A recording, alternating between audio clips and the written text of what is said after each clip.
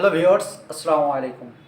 আমি আজকে আপনাদের দেখাবো কিভাবে জেনারেটর থেকে ভোল্টেজ উৎপন্ন হয়।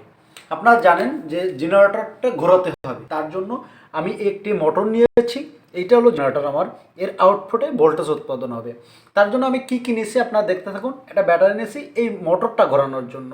এই মোটরের সাথে এই জেনারেটরটা কাপলিং করছি এবং এর আউটপুটে আমি একটা মোটর ফিট করছি।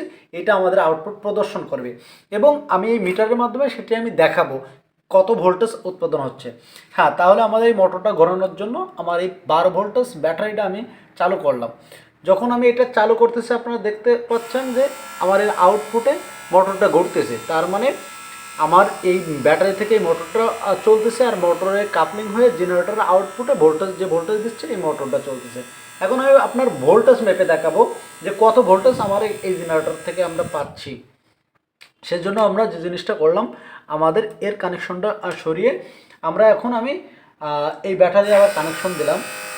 যখন আমি ব্যাটারি কানেকশন দিয়েছি দিয়ে আমি এবার মিটারে মেপে দেখাবো। আপনারা দেখতে পাচ্ছেন মিটারে এখন 0 আছে। যখন আমি মিটারের দুই প্রান্তে কানেকশন দেব তখন আপনারা দেখতে পাচ্ছেন 11 ভোল্টেজ, 10 থেকে 11 ভোল্টেজ। যেহেতু মাইনাস দিচ্ছে আমি কানেকশনটা একটু উল্টাই দেখবো যে কত ভোল্টেজ পাচ্ছে। আপনারা দেখতে পাচ্ছেন 11 থেকে 12 ভোল্টেজ আমার উৎপাদন করতেছে আমার এই জেনারেটর থেকে। অর্থাৎ আমরা বলতে পারি আমাদের এটি 12 ভোল্টেজ জেনারেটর, অর্থাৎ আমার থেকে 12 voltage. Thank you so much.